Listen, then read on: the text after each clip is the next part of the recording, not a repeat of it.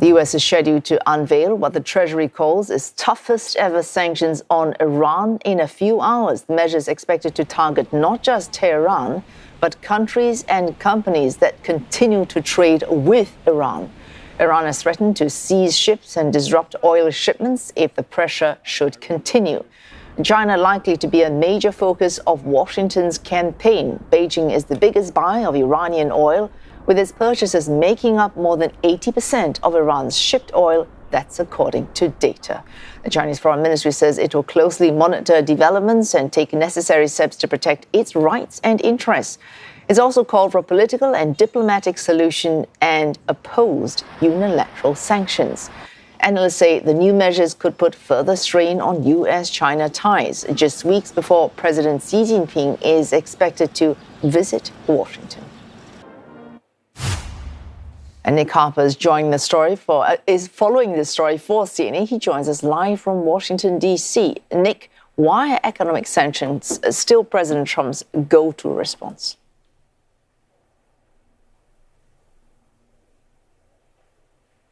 Well, it seems as if really the US, Wesu, is trying something different. They've tried that military action on and off over the course of 5+ months. Now they want to turn their attention, it would seem, really to try and push hard on that economic piece of the puzzle, to try and not just reduce revenue streams further, but do really everything it can to shut down Iran's economy. Scott Bessent, when he speaks later on, we're told, will be saying that this is economic D-Day for Iran, saying that this will be the single greatest financial offensive ever marshalled against an adversary. When it comes to the military part of things, really, the United States seems to be running into some difficulty. We've heard that the Pentagon has been cautioning the president about stockpiles of munitions running low, also cautioning him by saying that really the US has already hit every military target that would be of use. So they've really run out of targets to be able to hit. And really, there is still that underlying concern that if the US continues with military action, it will only widen the conflict further.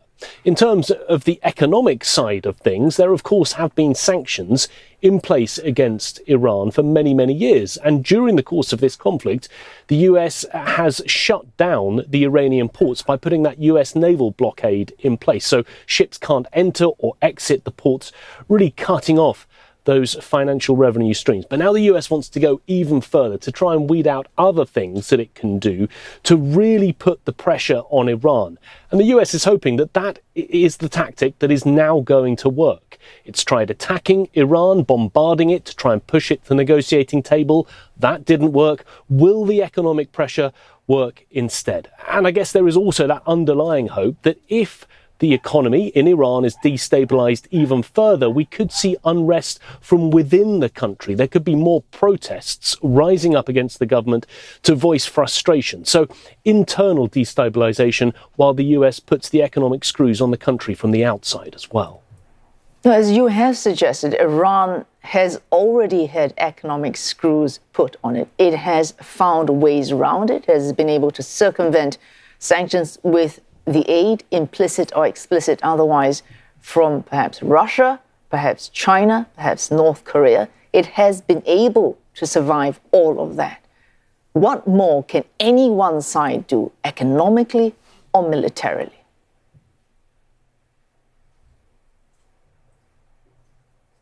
Well, that is, of course, Wesu, part of the problem here. The fact that Iran is still able to work with other countries to find other ways to get around those sanctions.